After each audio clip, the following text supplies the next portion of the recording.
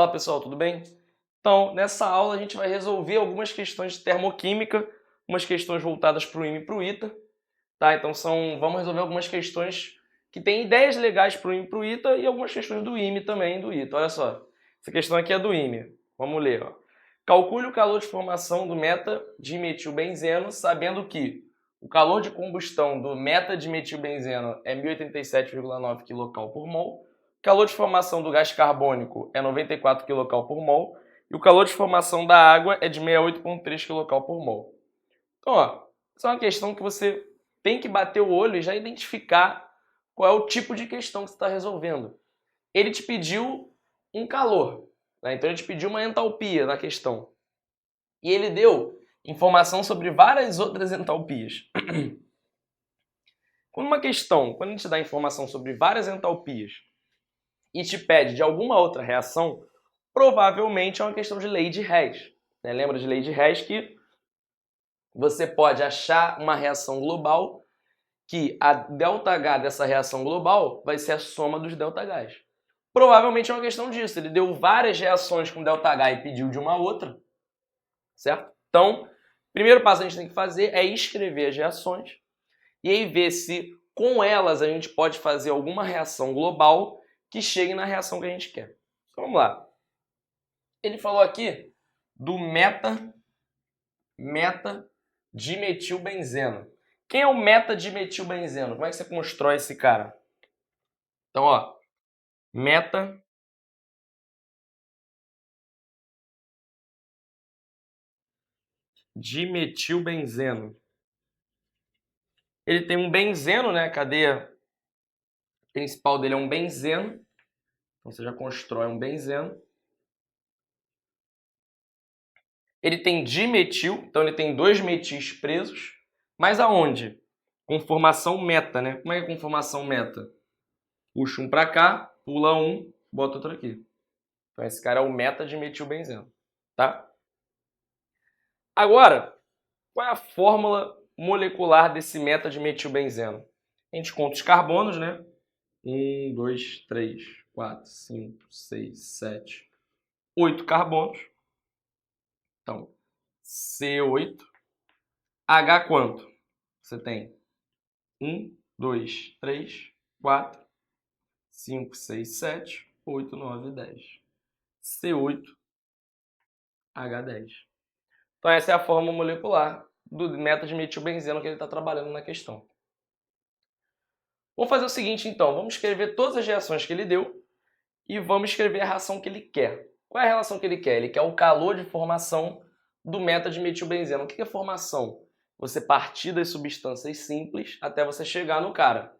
Então olha só, se eu tenho carbono e hidrogênio aqui, o que eu quero? Vou partir de carbono grafite mais hidrogênio e vou chegar no metadimetilbenzeno, tá? Faço balanceamento, aqui tem que ter 8 e aqui tem que ter 5, tá? Essa reação é que a gente quer o ΔH. Vamos escrever agora as outras que ele deu no problema. O calor de combustão do metadimetilbenzeno é 1087,9. Como é que é a combustão? C8H10 reagindo com O2 vai gerar CO2 e água. ΔH dessa reação, ΔH1, é menos, que é um calor de combustão, então é um calor liberado, né? Menos 1087,9 kcal por mol. Tá? Faço balanceamento. Aqui são 8, aqui são 5. De oxigênio você tem 8 vezes 2, 16. Com 5 aqui, 21. 21 sobre 2. Tá? Vamos lá, qual é a próxima? Calor de formação do gás carbônico é 94. Como é que eu formo o gás carbônico? Carbono grafite mais O2, CO2. Já está até balanceada, né? C mais O2 dando CO2. ΔH dessa, ΔH2, é 94 kcal por mol. Menos calor de formação aqui, negativo. E calor de formação da água é de 68,3. Então, hidrogênio mais O2, dando H2O. Ele falou que o ΔH3, ele é 68,3, menos 68,3, calor de formação, por mol. Tá? Fazendo o balanceamento aqui, né? Aqui já está balanceado. Aqui 1, e aqui tem que ser meio, né? Porque aqui só tem um oxigênio. Então, ó, essas são as 3 reações que ele deu. E o que ele está pedindo é a reação ali de cima. Quando a gente faz uma questão de lei de Hess, a gente tem que analisar os caras que estão nas reações que ele deu e que aparecem na nossa reação. Quem são eles? Olha só. O C8H10, ele está aqui nessa reação e ele aparece na nossa reação. Ele aparece em mais algum outro lugar nas nossas 3 reações? Não. Ele não aparece em mais nenhum outro lugar. Se ele não aparece em nenhum outro lugar, essa é a única reação que eu tenho que vai me dar informação sobre o C8H10. Eu não preciso de mais nenhuma reação porque não envolve o cara, né? Então, consequentemente, eu sei que esse C8H10 que está aqui, na hora que eu fizer a lei de Hess para essas 3 reações, ele vai ter que sair daqui. Não tem jeito.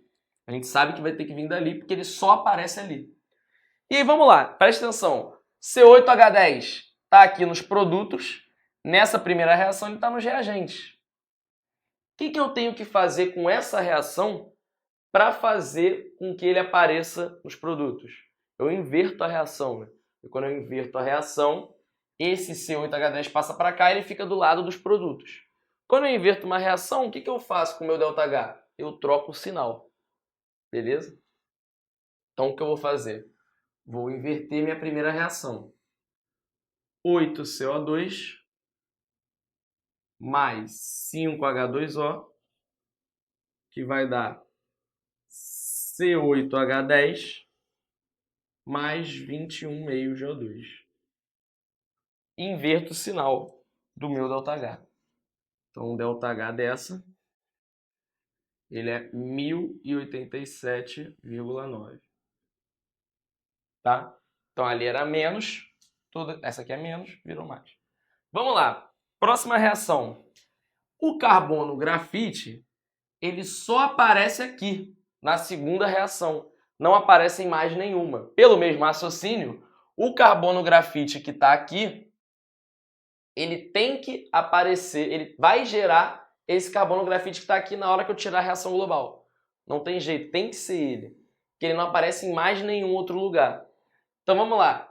Aqui o carbono grafite está aparecendo nos reagentes, aqui também. Então não preciso inverter a reação. Mas aqui eu tenho 8 carbonos grafite e aqui eu tenho 1. Então o que eu tenho que fazer? Eu tenho que, na verdade, pegar essa minha reação aqui, multiplicar todos os coeficientes por 8, que aí eu vou igualar com o 8 que está aqui. E aí o que eu faço com o ΔH? Também multiplico por 8. Então minha segunda reação vai ser 8 carbonos mais 8 oxigênios, dando 8 CO2. Quanto é o ΔH? O ΔH eu não preciso inverter, menos 94, mas eu multiplico por 8. Então, 8 vezes menos 94. Tá? Por fim, minha última reação, ela é a única das 3 que tem H2. E a minha reação de interesse também tem H2. Se essa aqui é a minha única reação que tem H2, e eu tenho H2 aqui, o H2 na minha reação global só pode vir daqui. Então ele tem que vir dessa reação. Então vamos lá. Tá do lado dos reagentes aqui, tá do lado dos reagentes aqui. Tá certo, não preciso inverter. Agora, aqui tá 1, né? Meu coeficiente aqui é 1. E aqui tá 5. Então eu vou fazer a mesma coisa que eu fiz aqui. Aqui eu não multipliquei por 8. Aqui eu vou multiplicar por 5. Eu vou pegar essa minha última reação. 5H2 mais 5,5GO2, que vai dar 5H2O. E o ΔH não troca o sinal, só que eu multiplico por 5, né? Eu coloquei o 5 aqui. 5 vezes menos 68,3. Tá? Aí você vai falar comigo, poxa, mas você só olhou os caras da sua reação. E os outros caras, o CO2, o O2, você não conferiu se eles iam sumir. Porque eles não estão na minha reação original. Por exemplo, o meu O2 ele não está na minha reação original. E eu, em momento algum, eu conferi se ele ia sumir. Aqui, né? Eu só fui multiplicando baseado nos caras que estão na minha reação. Gente, só que em geral, 99% dos casos, o seu reagente ou o seu produto da reação que você quer, como a gente estava falando, ele só aparece em uma das reações da lei de Hess. Se ele só aparece em um lugar, você tem que usar aquilo ali. Não tem jeito, né? Costumo até dizer que lei de Hess é feito para dar certo, né? Porque não tem como, porque vai ter que sumir os outros caras, porque você já usou todas as informações que o problema te deu. Vamos conferir então. Vamos conferir aqui para ver que de fato os caras vão sumir. Vamos achar aqui embaixo a reação global desse processo. Vamos lá. Eu tenho 8 CO2 e 8 CO2 aqui, né? Um está do lado dos reagentes, outro está do lado do produto. Então, sumiu. Tá? Eu tenho 5H2O, 5H2O. Cortou aqui, ó. Também. Vamos lá. O que mais? Oxigênio. Será que o oxigênio vai sumir? Vamos lá, ó. Eu tenho 8 oxigênios, 5 meios de oxigênios. 8 mais 5 meios. Quanto é que vai dar isso aqui? Vai dar 16 mais 5 sobre 2, né? Fazendo MMC. Vai dar 21 sobre 2. Então, olha só. De um lado eu tenho 21 sobre 2, do outro lado eu tenho o quê? 21 sobre 2. Então, também sumiu, né? Esses dois oxigênios daqui, ó, sumiram com esse aqui. Então, é o que eu falei para vocês. Lei de Hess é feita para dar certo. Né? Sumiu todo mundo. Então, vamos lá. Quem foram os caras que sobraram na nossa reação? Esse 8 carbono, esse 5 hidrogênio e esse C8H10. Então, quem é a nossa reação global? Global. 8C mais 5H2, que vai dar C8H10. Poxa, essa aqui não é exatamente a reação que a gente queria? Exatamente igual, né? Que bom, né? Então a gente sabe que se a gente chegou nessa reação que é a nossa, somando essas reações, ou seja, achando uma reação global, para você achar o ΔH dessa reação, que é o que ele quer, basta você somar esses ΔHs. Então o seu ΔH que você está procurando, ele vai ser 1087,9 menos 8 vezes 94 menos 5 vezes 68,3. Então seu ΔH vai dar 5,6 unidade. Quilocal por mol. Então, como isso aqui é uma equação de formação, uma reação de formação do metilbenzeno, você achou um ΔH de formação. ΔH de formação do metilbenzeno. Então, gente, lei de Hess. Qual é o jeito da gente fazer uma questão de lei de Hess? 99,9% dos casos, ele vai te dar o conjunto de reações no qual os caras da reação que você quer só aparecem em uma delas. Beleza? Se ele só aparece em uma delas, você vai ter que usar aquelas daquele jeito, né? Como a gente fez aqui. C8H10 estava aqui. Tenho que inverter, porque ele só está ali. Então essa reação vai ter que ser invertida. O grafite só está aqui. Então eu tenho que multiplicar por 8. O hidrogênio só está aqui e só está aqui. Então eu tenho que multiplicar por 5. Ah, vai cortar? Vai cortar. Como eu falei para vocês, é feito para dar certo. Vai sumir. O que tem que sumir, vai sumir. Tá? E aí você faz a conta da reação global.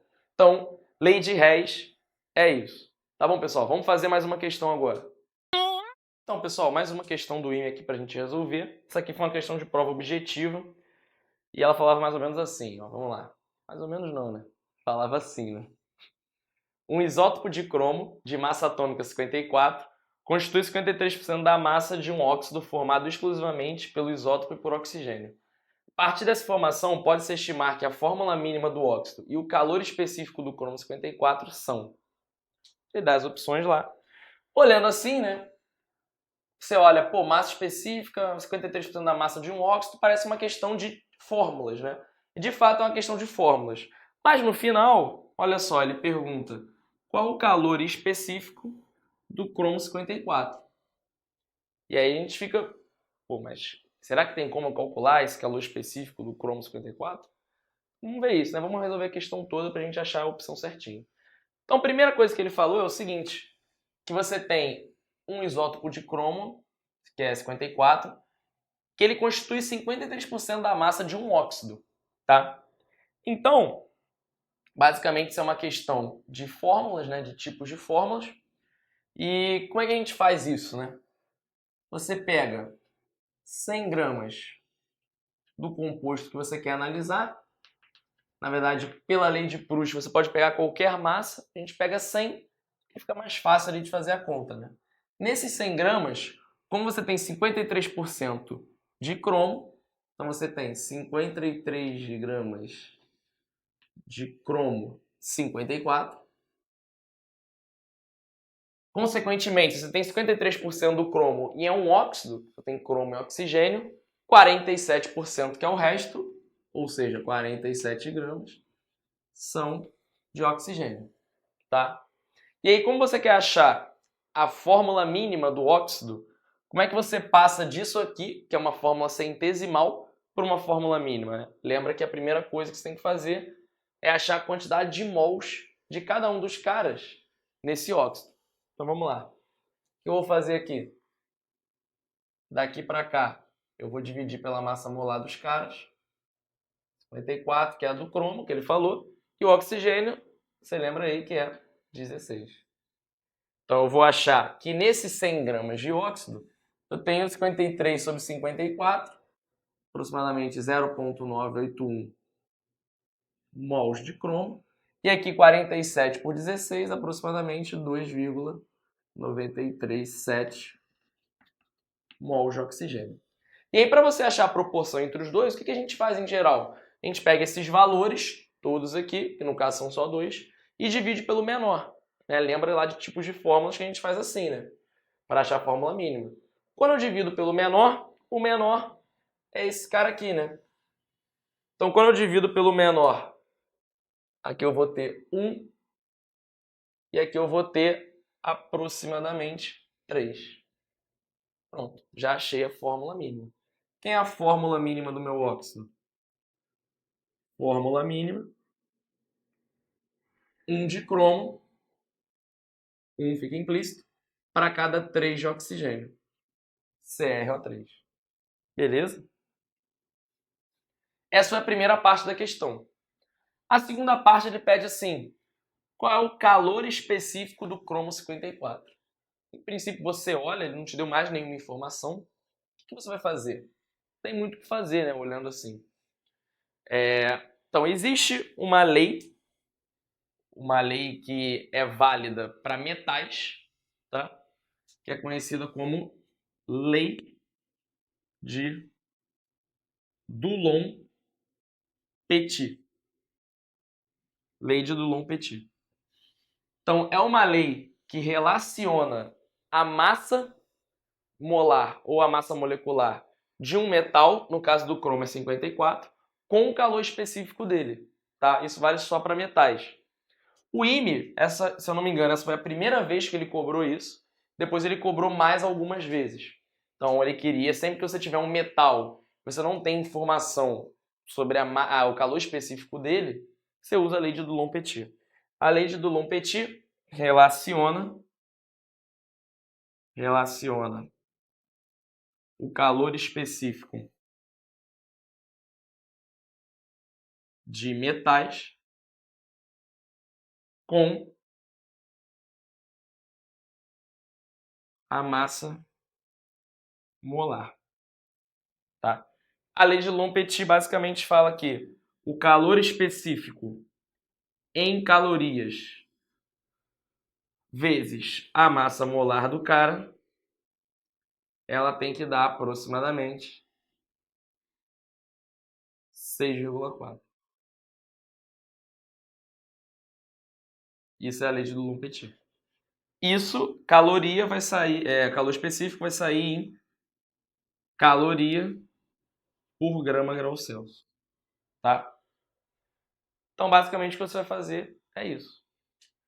Para o seu cromo, que é 54, a massa dele, ó, você vai fazer calor específico é 6, passa a massa molar dividindo. 6,4 sobre 54. Então, o calor específico do cromo é 0,12. Qual a unidade? Caloria por grama-grau Celsius. Caloria por grama-grau Celsius. Era uma questão objetiva. E aí, CrO3 com 0,12 caloria grama-grau Celsius dava letra A. Beleza, pessoal? Então, a gente fez uma questão de lei de Hess. Foi uma questão para a gente lembrar de lei de Hess. Fizemos uma questão aqui com Bizu, que é a lei de Dulong-Petit. Vamos fazer agora uma questão sobre energia de ligação, para a gente também lembrar esse conceito, tá bom? Vamos lá.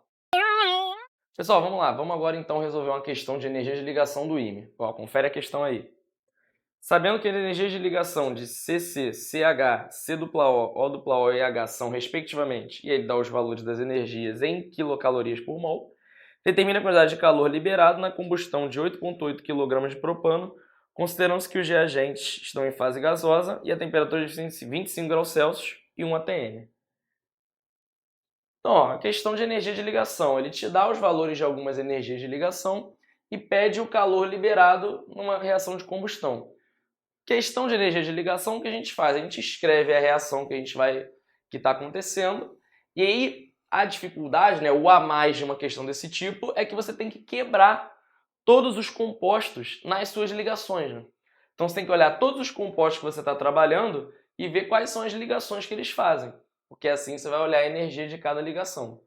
Então, ó, primeira coisa, a gente tem que escrever a reação para poder calcular a energia de ligação de todo mundo. Então vamos lá, você tem combustão de propano. Propano a gente sabe que é C3H8, né? Prop 3, C3H8. Então, C3H8 mais O2, CO2 e água. Muito cuidado na hora de você balancear a reação. Ela tem que estar balanceada, né? Esse aqui tem 3 carbonos, aqui tem 3. Esse aqui tem 8 hidrogênios, aqui tem que ter 8, então é 4. 3 vezes 2, 6 mais 4, 10 oxigênios. Então aqui são 5, que é 1. Agora minha reação está balanceada. Então agora eu tenho que olhar cada um daqueles compostos e quebrar eles para ver quais ligações estão ali dentro. Tá? E aí com isso a gente vai usar o ΔH calculado a partir de energia de ligação. Que é o quê?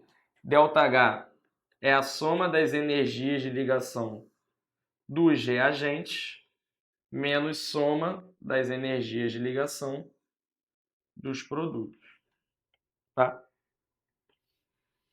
Poxa, mas todos os casos, né, quando a gente estava vendo ΔH de formação, é tudo produto menos reagente. Por que aqui é reagente menos produto? É só você lembrar que no caso de energia de ligação, o que você considera para calcular o ΔH? Você considera que você está quebrando todas as ligações do reagente e formando todas as ligações dos produtos. Lembra que para você quebrar ligação, para você quebrar uma ligação do reagente, você tem que dar energia, né? Por isso que essa energia ela é positiva. E quando você forma uma ligação, isso libera calor. Por isso que aqui é negativo. Então, por isso que no caso de energia de ligação, não é que é ao contrário, né? Tá fazendo o raciocínio é certo, né? Quebra as ligações aqui, para quebrar você dá energia, forma as ligações aqui, para formar a reação libera energia. Isso aqui é mais, aqui é menos, tá? Então não vai confundir isso. Então vamos lá. C3H8. Quem é o C3H8? Propano. Então, C3H8 mais o O2, 5O2, né? Então eu tenho 5 desse mesmo cara aqui, né? O dupla O. Então esses são meus reagentes. Quem é, então, o somatório, a soma das energias de ligação dos reagentes, nesse caso? Então, soma energia de ligação dos reagentes vai ser o quê? Ah lá, eu tenho duas ligações do tipo C simples C, então é 2 vezes 82,6. Então, ó, já contou?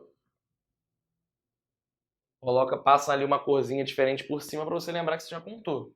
Faz uma marcação. Eu tenho 1, 2, 3, 4, 5, 6, 7, 8 ligações C simples H. Então, mais 8 vezes C simples H, 98. E eu tenho uma ligação O dupla O, só que eu tenho uma estequiometria 5 vezes, né? Então, 5 vezes aquilo ali. 5 vezes 119,1. Então, essa conta já vai me dar direto a energia de ligação dos meus reagentes. Agora, os produtos. Eu tenho 3 CO2 e 4 águas. Então, eu tenho 3 vezes o CO2, C dupla O, C dupla O, CO2, mais 4 vezes o meu H2O. Então, 4 vezes meu H2O. Esses são meus produtos. Então, quem vai ser minha energia, minha soma das energias de ligação dos produtos? Vai ser, ó, vai marcando as ligações. Ó. Eu tenho C dupla O duas vezes. Só que eu tenho 3 na estequiometria, né? Então é 6 vezes. Então, 6 vezes C dupla O, 192. Mais o quê? Eu tenho OH, OH. Então eu tenho 2 vezes OH, 4 vezes da estequiometria, 8 vezes. 8 vezes OH. OH 110,6. Tá? Pronto. Achei a energia de ligação dos produtos. Para eu calcular o ΔH da combustão, o que eu vou fazer? Subtrair. ΔH de combustão, ele vai ser esse somatório aqui, reagente, menos ligação dos produtos, menos esse aqui. Isso aqui vai dar menos 492,1 quilocalorias por mol. Esse é o ΔH da minha reação. Aquele ponto que a gente já conversou. Imagina que você faz a conta e dá positivo. Você errou alguma conta. Volta e faz tudo de novo. Combustão, ele pediu energia liberada, então tem que dar negativo. Beleza, fez sentido a gente achar um valor negativo. Se não der negativo, volta e refaz a conta. Tá? Então vamos lá, toma cuidado que ele não pediu o ΔH. Ele quer saber qual é o calor liberado na combustão de 8,8 kg de propano. Só que, pô, olha só. Se a gente já achou a quantidade de calor liberada para 1 mol de propano, para achar 8,8 kg, a gente sabe fazer, né? Como é que é? Nesse 8,8 kg de propano, quantos mols você tem? Número de mols não é massa sobre massa molar? 8,8 quilos, que é 8.800 gramas, dividido por quem? Quem é a massa molar desse cara aqui? C3, 3 vezes 12, 36 com 8, 44 gramas por mol. Então, isso aqui, dividido por 44, isso aqui vai me dar 200 mols. Então, quem é o calor liberado quando eu queimo esse cara? Se para 1 mol é 492,1, para 200 mols, 492,1 vezes 200. Então, a minha resposta, que é o que ele quer saber no problema, minha energia liberada, 200 vezes 492,1. Então, minha energia liberada ela é quanto? 98.420. 98.420. Unidade quilocal. Quilocalorias. Beleza? Não é quilocal por mol. Quilocal por mol é antes, quando a gente acha para cada mol queimado, né? Que eu multipliquei por número de mols, fica só a unidade de calor, quilocalorias. Beleza, pessoal? Então, ó, nessa aula a gente viu lei de Hess, energia de ligação, são os principais assuntos, casos de questão de termoquímica, de cálculo de ΔH, que pode aparecer tanto na prova do IME quanto na prova do ITA, tá? E a gente viu uma questão que caiu no IME que tinha um bizu, né, pra gente, tinha uma informação a mais que a gente não sabia, que era a lei de Dulong-Petit, que é como você relacionar o calor específico de um metal com a massa molar dele, né? Uma fórmula aproximada, que o IME já vem cobrando desde que ele cobrou aquela questão. Então, para cálculo de ΔH, isso é o que aparece no IME, né? Energia de ligação, lei de Hess. A gente tem que saber isso, não tem jeito. Tá bom, pessoal? Então, por essa aula de termoquímica, por enquanto é isso. E refaçam essas questões para vocês treinarem bem, beleza? Tentem refazer, assistam, tentem refazer. Não conseguiu, assiste de novo, tá? E aí, com isso, vocês vão aprendendo. Tá bom, pessoal? Um abraço. Fala, pessoal, tudo bem? Bem-vindos a mais uma aula aqui na Fábrica D. Hoje a gente vai fazer mais algumas questões de termoquímica para a gente poder revisar os conteúdos que a gente viu na aula, pegar aqui umas questões do IME para a gente fazer. E a gente vai começar por essa questão aqui, que é para a gente relacionar energia interna na reação com o ΔH, que foi uma parte que a gente viu lá na aula de termoquímica. Como é que é a questão? Vamos ler. Calcule a mudança de energia interna em kJ para a reação de formação de 2 mols de SOCl2 gasoso a partir de SO2 e Cl2, todos gasosos, a 298 Kelvin. E aí na questão, o que ele dá? Ele dá os ΔH de formação do S gasoso, aqui ele está gasoso, então ele tem um ΔH de formação diferente de zero, né? Ele não está na situação mais estável. Ele dá o do SOCl2, o do O2 e do Cl2 ele não dá, porque é zero nas condições que a gente está trabalhando. E aí, a gente tem que parar para pensar o seguinte, porque o cara ele pede na questão energia interna, né? E aí lembra que quando você tem o ΔH, você acha o ΔH da reação pelos ΔHs de formação, o que você acha na verdade é o ΔH da sua reação. E como fazer para você pegar esse ΔH e relacionar com a energia interna? Lembra que a gente viu da primeira lei da termodinâmica. Só para a gente lembrar aqui, a primeira lei da termodinâmica, que falava que a variação da energia interna era ΔU menos o ΔU era o calor menos o trabalho. Quando a gente escrevia lá na química, né, lembra que a gente fez isso? E a gente chegou aqui, ΔU era ΔH menos ΔNRT. Que a gente tinha reações acontecendo à pressão e à temperatura constantes, e aí o que gerava o trabalho era a variação do número de mols, tá? Então, essa é a forma aqui que a gente escreveu a primeira lei da termodinâmica para reações que a gente ia trabalhar aqui na química, tá?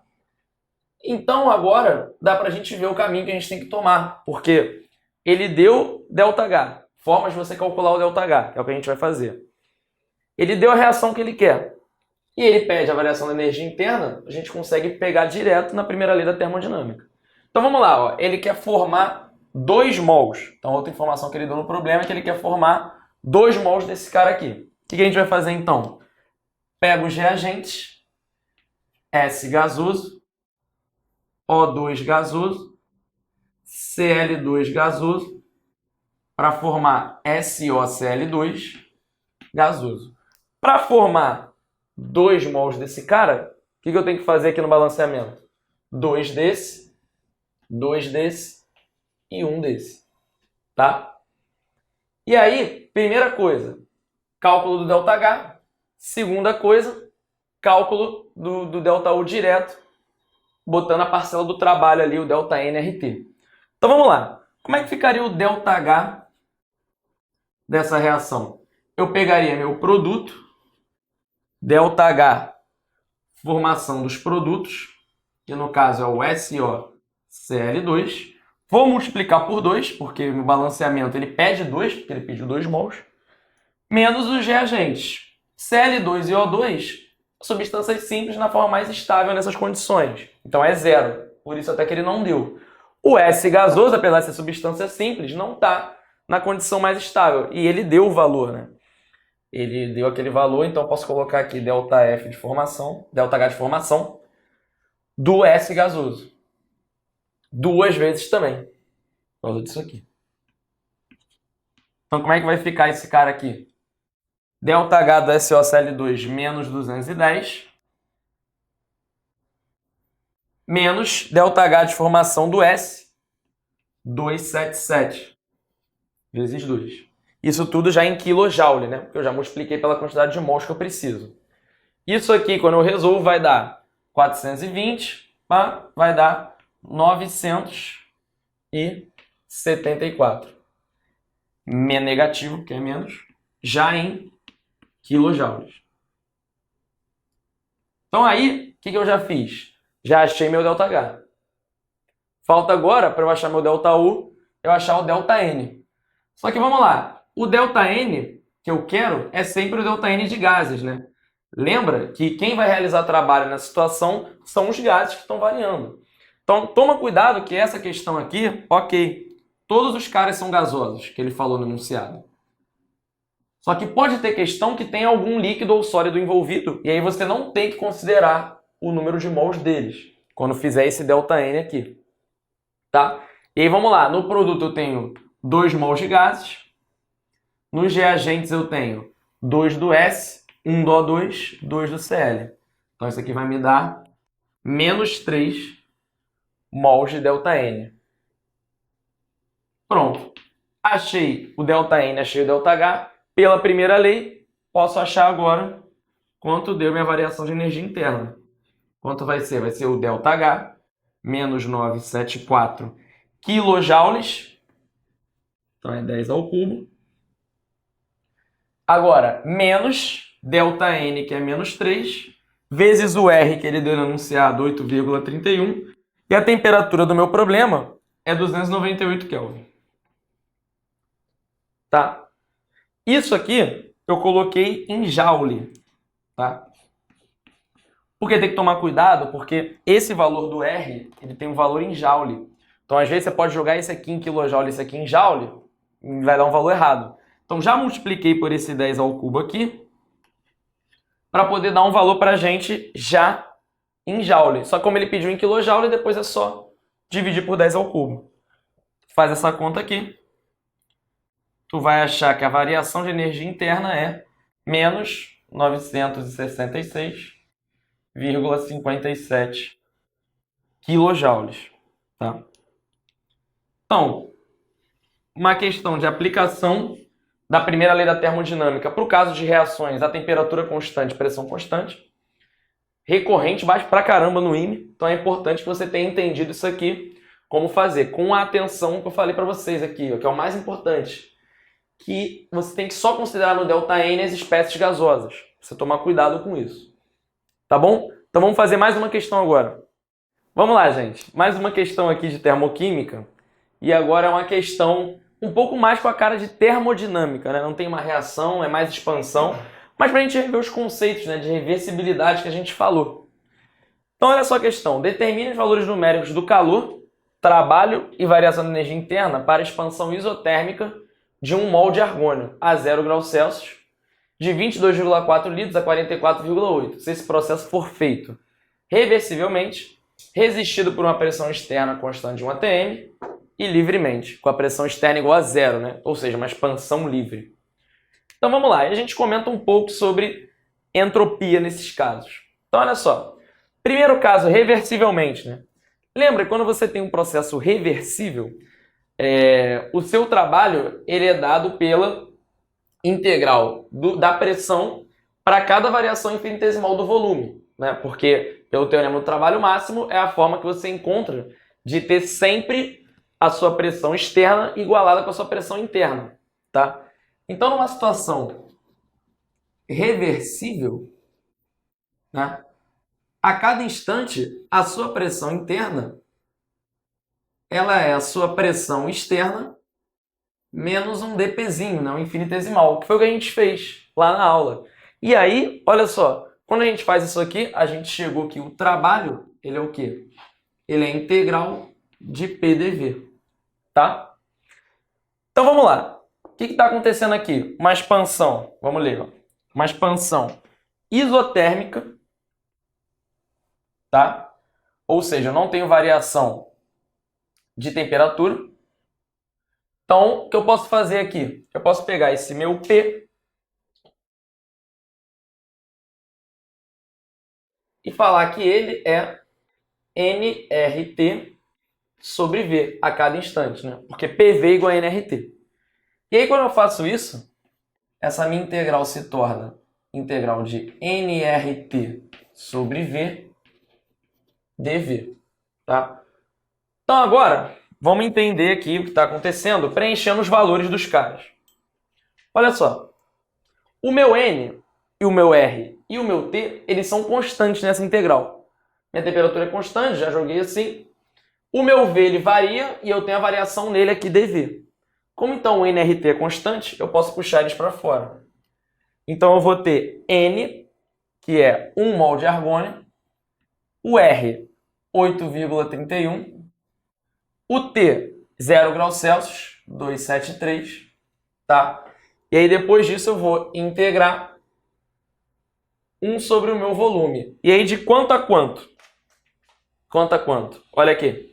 Ele expandiu de 22,4 litros a 44,8 litros. Então ele vai de 22,4 litros até 44,8 litros. Tá? Então já coloquei meus volumes aqui, que são os meus limites de integração. Claro que eu estou trabalhando no SI, então o que eu devo fazer é trabalhar em metro cúbico. Então se eu estou tratando por litro, eu multiplico aqui com 10 a menos 3, 10 a menos 3, que no final não vai fazer diferença, né? Por quê? Porque isso aqui eu estou integrando 1 sobre V em V. E aí é só você lembrar o seguinte, né? Que a integral de 1 sobre x, 1 sobre x dx, ela é ln do x mais c. Aqui a gente está trabalhando só com valores de V positivos, né? Porque volume é positivo. Então, o trabalho ele vai ser o quê? 1 vezes 8,31 vezes 273. Integral ali vai ser ln de V, né? E aí eu coloco os limites de integração. ln de V final menos ln de V inicial. Diferença de logs é o log da razão. Então isso aqui vai ser o meu volume final em cima. 44,8, 10 a menos 3. E o volume inicial embaixo, 22,4, 10 a menos 3. Você vê que o que está aqui dentro é 2, né? Então é só eu pegar 8,31, 273, ln de 2, 0,96, tá? Dado na questão. Então o meu trabalho ele é 8,31, 273 vezes ln de 2. 1565,35 joules. E aí, ele pede trabalho, calor e a variação da energia interna. A variação da energia interna é 0, porque o meu processo ele é isotérmico, e no processo isotérmico, ΔU é 0. Pela primeira lei da termodinâmica, ΔU é calor menos trabalho. Para isso aqui poder dar 0, o meu calor na isotérmica é igual ao meu trabalho. 1565,35 joules. Então essa é a situação reversível. Tá? Na situação irreversível, é diferente, porque aqui a gente colocou que a nossa pressão interna é sempre uma pressão externa menos um dPzinho, né, ou mais, né, depende se o processo é de contração ou de expansão, de forma que eu sempre iguale dentro e fora. No processo irreversível, eu não me importo com isso, né? Porque o meu trabalho ele é menos a pressão externa vezes ΔV, tá? Porque o meu sistema ele anda sempre contra a mesma pressão, né? O menos a pressão externa vira positivo, já que a pressão externa está sendo aplicada no gás. Então, quem é o meu trabalho aqui, né? Meu trabalho vai ser 1 atm vezes ΔV, que é de 22,4 a 44,8. Então vai dar 22,4 atm litro, essa unidade, porque eu multipliquei uma quantidade em atm por 1 mililitro. E na questão ele deu pra gente que 1 atm litro é 101,3 joules. Então eu posso multiplicar aqui e achar 2.269,12 joules. Esse é o trabalho que eu achei. E aí o raciocínio para a gente achar o ΔU e o calor é o mesmo, né? Por quê? Porque sendo o meu trabalho nessa questão do irreversível 2269,12 joules, meu ΔU continua sendo zero e o meu calor pela primeira lei tem que ter o mesmo valor numérico, 2269,12 joules. Tá? Tu vê que o trabalho fica diferente quando você tem um processo reversível e irreversível. Tá? E aí, no item C, ele pede numa expansão livre. Uma expansão livre é quando o gás ele se expande contra o vácuo. Tá? Ou seja, contra uma pressão externa zero. Só que o meu trabalho, ele não é P externo vezes ΔV? Se eu não tenho pressão externa, qual o trabalho que o meu gás precisa realizar? Nenhum. É uma expansão livre. Naturalmente, o movimento dele vai fazer com que ele expanda e ele não precisa realizar trabalho para isso, porque não tem uma força, uma pressão contra ele. Então, nessa situação de expansão livre, o meu trabalho é igual a zero. Como é isotérmico, o ΔU também é zero. Consequentemente, pela primeira lei, o calor também é zero. Expansão livre é uma situação interessante por causa disso, né? Tá? Vamos fazer uns comentários de entropia aqui. Nessa primeira situação, na segunda e na terceira, para o sistema, que é o meu gás, a variação de entropia é a mesma. Tá? Porque lembra o seguinte, lembra que na definição de entropia que a gente falou, você olha o calor de um processo reversível. Né? Então, se eu quero saber a variação de entropia, eu teria que calcular esse calor aqui, que é um calor reversível. Então, eu posso escrever até um índice nele aqui, de calor reversível. E aí a minha variação de entropia seria isso, dividido pela temperatura.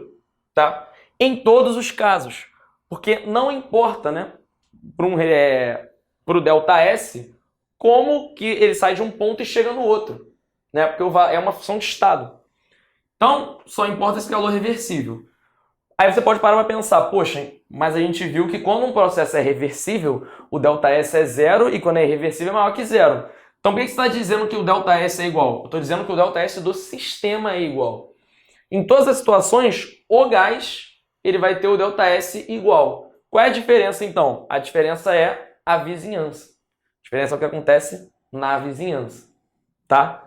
Nesse caso aqui, que é o reversível, a vizinhança ela ela tem a variação de entropia de forma a anular a variação de entropia do sistema, que é um processo reversível. Então, no final, o resultante vai ser zero.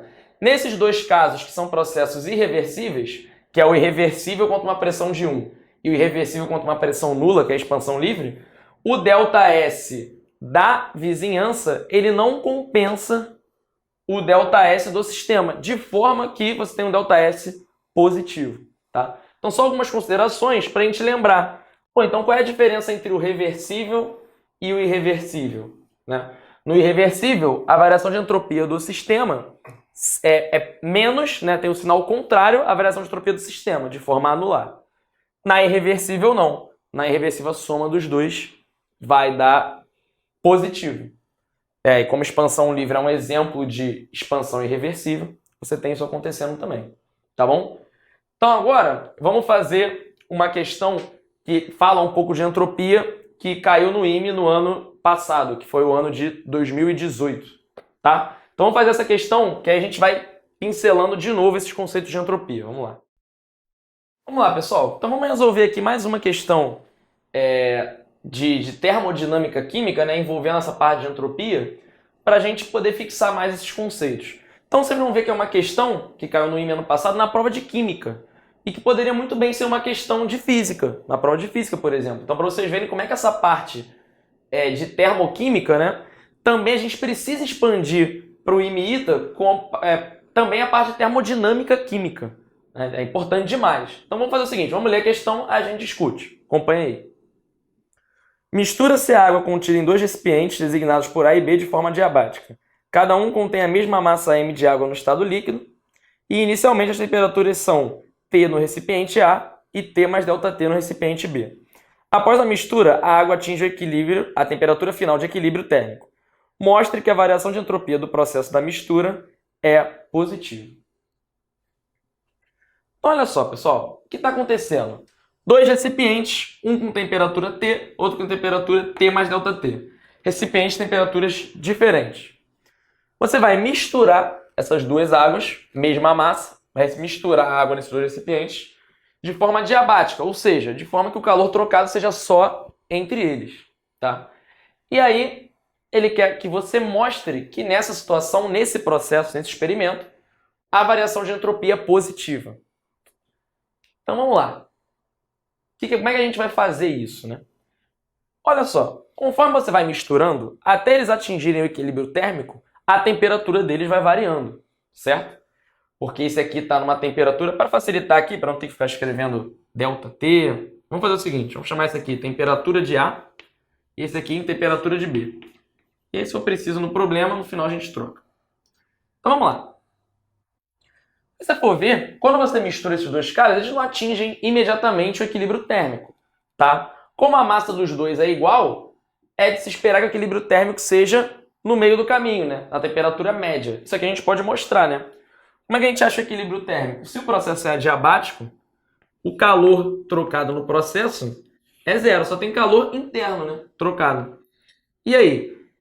Esse cara aqui está numa temperatura menor, ele recebe o calor, mc ΔT, temperatura final menos temperatura inicial. Esse cara aqui, mc, ele dá calor, temperatura final menos temperatura TB, é igual a 0. Tá? Aí você pode simplificar aqui o m e o c, e aí você vai ter o seguinte, você vai ter que TF menos TA mais TF menos TB é igual a 0, ou seja, a temperatura do equilíbrio, como esperado, porque você tem a mesma massa do mesmo cara, né? Então o calor específico também é igual, é a média aritmética, TA mais TB sobre 2. Tá? Então vamos lá. Até esses 2 caras, essas 2 águas, né, atingirem o equilíbrio térmico na média aritmética, a temperatura deles vai variando, certo? E a gente, lembra que a gente falou de entropia, né, como sendo o quê? A gente falou de entropia como sendo o calor, ds, né, de entropia como sendo dQ reversível sobre a temperatura. Só que como é que você vai resolver isso aqui para tu achar o teu ΔS total se a temperatura varia a cada instante, como é o que acontece aqui? Exatamente isso, você vai ter que adicionar um calorzinho numa certa temperatura, mais um calorzinho numa certa temperatura, mais um calorzinho numa certa temperatura, até você chegar na temperatura de equilíbrio. Então, como isso está variando a cada instante, você tem que somar esses DSzinhos para cada dQzinho que você adiciona e faz a temperatura ir caminhando para a temperatura de equilíbrio, né? Basicamente, você tem que fazer é integrar, porque é uma variação contínua no tempo, né? Então, vamos lá. Se eu quero saber como variou a entropia disso tudo, eu tenho que ver como que variou a desse aqui, como que variou a desse aqui. Então vamos lá. Quem foi a variação de entropia para o A? Né? Vamos fazer aqui, ó. Primeiro vamos fazer para o A. Então, ó, o ds para o A, ele é dq sobre t. E quem é dq? O Q, como eu tenho a água, ele deu o calor específico, deu tudo, ele é o quanto da massa de água eu tenho, vezes o calor específico, vezes o quanto a minha temperatura variou. Claro que também é infinitesimal, né? Porque eu quero saber um calor infinitesimal, eu vou ter uma variação de temperatura infinitesimal sobre temperatura. Agora ficou mais claro, né? Parece um pouco que a gente acabou de fazer na questão anterior, olha só. Tem um sobre T, tem um T, e tem dois caras que são constantes, né? Então, se a gente quiser achar a variação de entropia de A, o que a gente tem que fazer? Delta SA. É você variar, somar essas contribuiçõezinhas do calorzinho para cada variação infinitesimal da temperatura. E a temperatura ela varia de quanto a quanto? Ela varia da temperatura inicial, que é TA, até a temperatura final, que é TF, que é a média aritmética que a gente já calculou. Vou deixar ela aqui dessa forma. Então vamos lá. Como é que vai ficar isso aqui?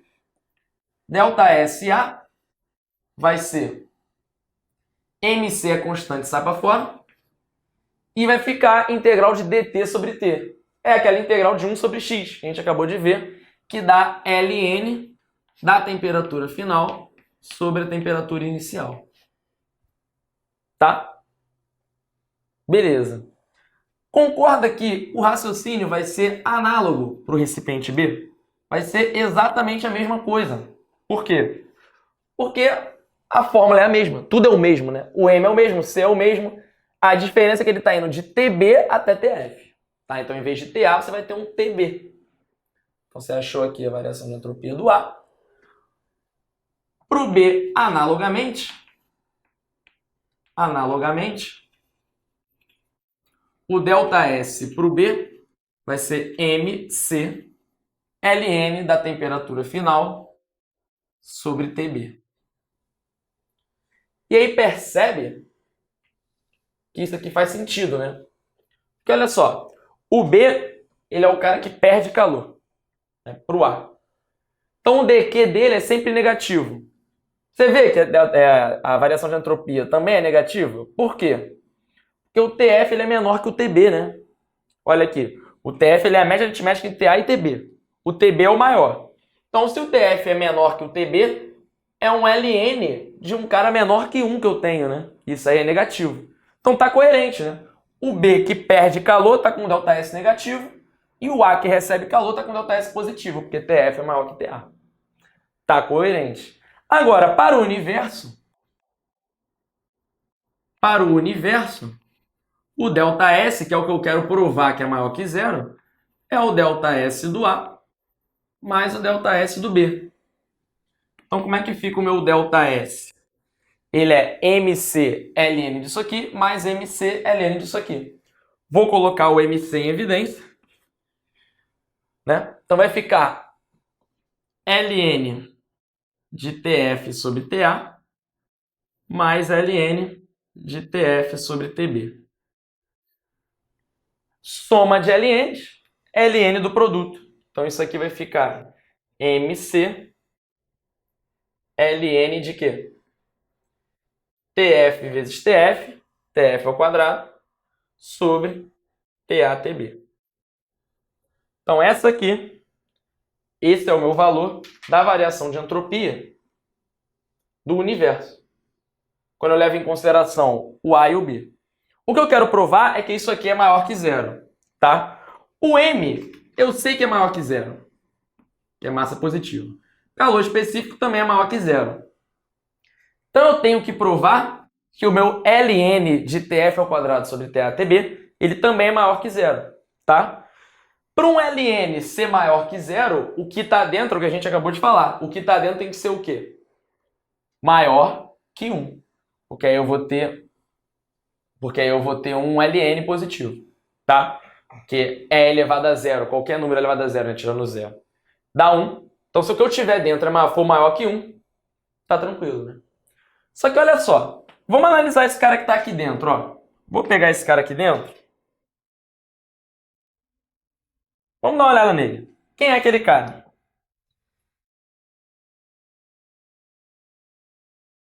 Então, olha aí. TF ao quadrado sobre TATB. O TF é TA mais TB sobre 2. Então isso aqui é o quê? Vou ficar meio apertado aqui. Deixa eu botar aqui para baixo. Então, ó. TF quadrado sobre TATB vai ser o quê? O meu TF, ele é TA mais TB sobre 2. TA mais TB sobre 2 ao quadrado sobre TATB. Tá? O que é isso? Isso aqui é a mesma coisa que eu escrever TA mais TB sobre 2 sobre raiz de TATB ao quadrado. Então eu puxei o quadrado para fora de todo mundo e aí eu escrevi TA mais TB sobre 2 e embaixo eu escrevi raiz de TATB. Posso fazer isso. Só que olha só o que apareceu. Em cima, no numerador, eu tenho o quê? Eu tenho a média aritmética entre dois números, TA e TB. Embaixo do numerador, o que eu tenho? A média geométrica entre dois números. Tá vendo? Só que aí você lembra o quê? Que isso aqui, então, tem que ser sempre maior que 1. Já dado que TA e TB são diferentes. Já que o quê? Já que, pela desigualdade das médias, a média aritmética ela é maior que a média geométrica se os números são diferentes. Então, olha só, uma questão de química com conceito de termodinâmica que eu tinha que usar desigualdade das médias. Desigualdade das médias. Aritmética e geométrica. Então, olha só. Como TA mais TB sobre 2 é maior ou igual a raiz de TATB, esse número é sempre maior ou igual a 1. Claro que as temperaturas são diferentes, então ele é maior que 1. Um número maior que 1 ao quadrado continua sendo maior que 1. Então, olha que interessante. O que está dentro do ln é maior que 1. Então, o ln daquilo é maior que 0. Logo, o ΔS do universo ele é maior que 0 nesse processo. Interessante, tá vendo? Então é importante a gente ver que as questões elas misturam várias coisas. Eu falei no início. Questão de termodinâmica na prova de química com desigualdade das médias. Ah, mas aí eu precisaria saber a desigualdade das médias? Você não precisa saber. Mas você tem que ter experiência, no mínimo, de algebrismo para você tentar chegar nisso aqui, sair disso aqui, chegar numa expressão que você sabe que tem uma desigualdade relacionada, né? Você poderia, sem querer, provar a desigualdade das médias para dois termos, né? Jogar uma coisa para cá, uma coisa para lá, tirar MMC, completar um quadrado aqui, e aí você ia ver que ia dar maior que 1. Você ia, entre aspas, provar sem querer a desigualdade das médias, tá? Então, ó, essa questão aqui foi para a gente rever os conceitos de entropia, né? A gente viu a entropia agora mais explicitamente numa questão, como é que ela pode aparecer. Pode aparecer de que forma? Você escreve o seu dq, e aí vai depender do problema. Como esse era um problema que ele deu o calor específico, deu a massa, né? Ficava evidente pra gente que você tinha que fazer Q igual a mc ΔT. No caso infinitesimal, que vira um dq igual a mc dt. Poderia ser uma questão que você teria que escrever o calor como NCP-dt, né? Que é o calor a pressão constante. Poderia ser NCV-dt, que é o calor a volume constante. Então, poderia ter várias alternativas, né? Ou o calor da isotérmica, que foi a questão que a gente acabou de ver aqui atrás. Então, a gente viu agora, mais na prática das questões, como que acontece o cálculo da variação de entropia de processos. Tá bom, pessoal? Então, por hoje é isso. A gente viu essas questõezinhas de termo. Tentem refazer, tentem revisar, porque você vê, essa questão é da prova do IME do ano passado, 2018. Então, é uma questão recente, atual. Então, esses conceitos são bem cobrados, tá bom? Então, tentem refazer isso aí e eu vejo vocês numa próxima aula. Valeu!